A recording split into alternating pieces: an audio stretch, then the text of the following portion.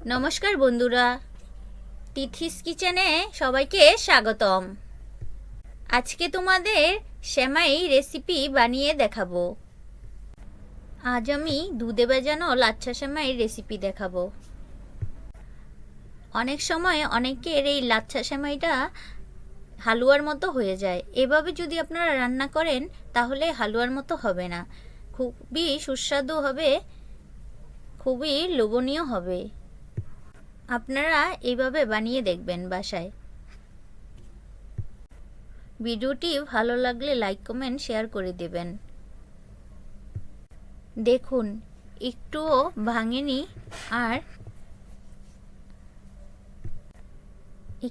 ভাঙেনি আর দেখতেও দেখুন কত লোভনীয় হয়েছে, খেতেও খুব সুস্বাদু হয়েছে। আপনারা বাসায় অবশ্যই বানিয়ে দেখবেন। চলো তাহলে রেসিপিটা দেখে আসি কিভাবে বানাতে হবে। এখন 1 কেজি দুধ নিয়েছি, আর একটা লাচ্ছা সেমাই, চিনি, ঘি, ডানো দুধ, কিশমিশ, পেস্তা বাদাম, কাজু বাদাম। চলো এবার রান্না করতে চলে যাই। এখন ঘি দিয়ে দেব। ঘি একটু বেশি করেই দেবেন, তাহলে খেতে ভালো লাগবে। ঘিটা গলে গেলে তারপর কিশমিশ, কাজু বাদাম, পেস্তা বাদামগুলো ভেজে নেব।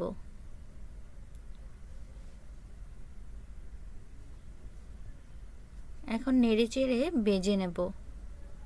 বেশি ভাজতে হবে না, কিছুক্ষণ ভাজলেই হয়ে যাবে। ভাজা হয়ে গেলে নামিয়ে নেব। যত বেশি করে পেস্তা বাদাম, কিশমিশ, কাজু বাদাম দিবেন ততই ভালো লাগবে, মুখে কামড়ে কামড়ে পড়বে আর খেতেও খুব ভালো লাগবে। আমার কাছে যতটুকু ছিল ততটুকুই দিয়েছি, আপনারা চাইলে আরও বেশি করে দিতে পারেন। এখন সেই ঘিয়ের মধ্যেই লাচ্ছা সেমাইটা ভেজে নেব। অল্প আঁচে ভাজবেন যাতে সেমাইটা পুড়ে না যায়। এখন ভালো করে মিশিয়ে ভেজে নেব যতক্ষণ না পর্যন্ত একটু কালার আসছে সেমাইটাতে। আপনারা অবশ্যই এইভাবে ভেজে নেবেন। ভেজে নিলে তাহলে সেমাইটা হালুয়ার মতো হয়ে যায় না।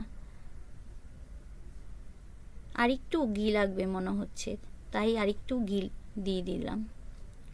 আপনারা অবশ্যই ঘিটা দিবেন, ঘিটা দিলে খেতে খুব ভালো লাগে। সাথে নারিকেলও দিতে পারেন, আমার কাছে নারিকেল ছিল না তাই দিইনি। নারিকেলটা দিলেও খেতে খুব ভালো লাগে। আপনারা চাইলে এই দুধে না ভিজিয়েও এভাবে ভেজে ঘি দিয়ে রান্না করে খেতে পারেন।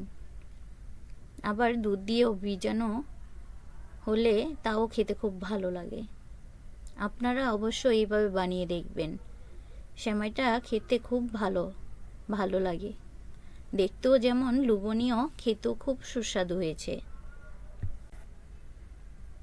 এই লাচ্ছা সেমাইটা আপনারা যে কোনো ওকেশনেও বানিয়ে দিতে পারেন। এখন ডানো দুধ দিয়ে দেব। বেশি করে ডানো দুধ দেবেন, তাহলে খেতে বেশি ভালো লাগবে। আমি পরিমাণ মতো দিয়ে দিয়েছি।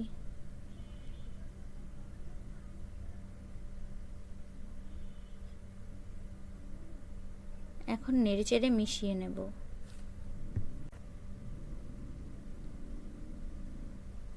অল্প আঁচেই ভাজতে হবে, বেশি তাপ দিলে হবে না, তাহলে নিচে পুড়ে যাবে, তখন খেতে ভালো লাগবে না। অল্প আঁচে ভেজে নিতে হবে যাতে সেমাইটা পুড়া না লেগে যায়। এইভাবে বানালে আপনাদের সেমাইটা একদম সুন্দর হবে, খেতেও খুব ভালো লাগবে।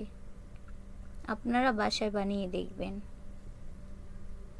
দেখতে যেমন লোভনীয়, খেতেও খুব ভালো। এখন ভাজা পেস্তা বাদাম, কাজু বাদাম, কিশমিশ দিয়ে দেব, দিয়ে আবার মিশিয়ে নেব ভালো করে।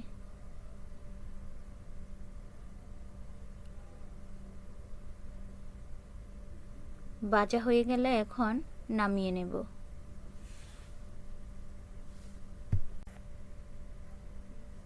এখন দুধ বসিয়ে দেব। দুধটা একটু জাল করে ঘন করে নেব। যত বেশি ঘন করবেন ততই খেতে ভালো লাগবে। ঘন হয়ে আসলে পরিমাণ মতো চিনি দিয়ে দেব। আপনারা আপনাদের পছন্দ মতো দিবেন। মিষ্টি বেশি খেতে পছন্দ করলে একটু বেশি দেবেন, কম খেতে পছন্দ করলে কম দিবেন। আমরা একটু মিষ্টি কমই খাই, তাই একটু কমই দিয়েছি। এখন চিনিটা গলে আসা পর্যন্ত জাল করতে থাকবো, যতক্ষণ না পর্যন্ত চিনির জলটা শুকায়। চিনির জলটা শুকিয়ে গেলে তখন নামিয়ে নেব। আপনারা যত ঘন করবেন ততই খেতে ভালো লাগবে। এই সেমাইটা খুবই টেস্ট হয়। আপনারা অবশ্যই নারিকেল থাকলে নারিকেল দিবেন। আমার কাছে ছিল না তাই দিলাম না। এখন সেমাইতে দুধটা ঢেলে দেব।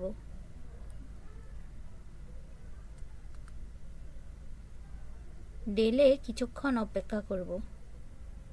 আমি আরও ছোট ছোট বাটির মধ্যে সেট করেছি, ওটা দেখাইনি, এটাই দেখালাম।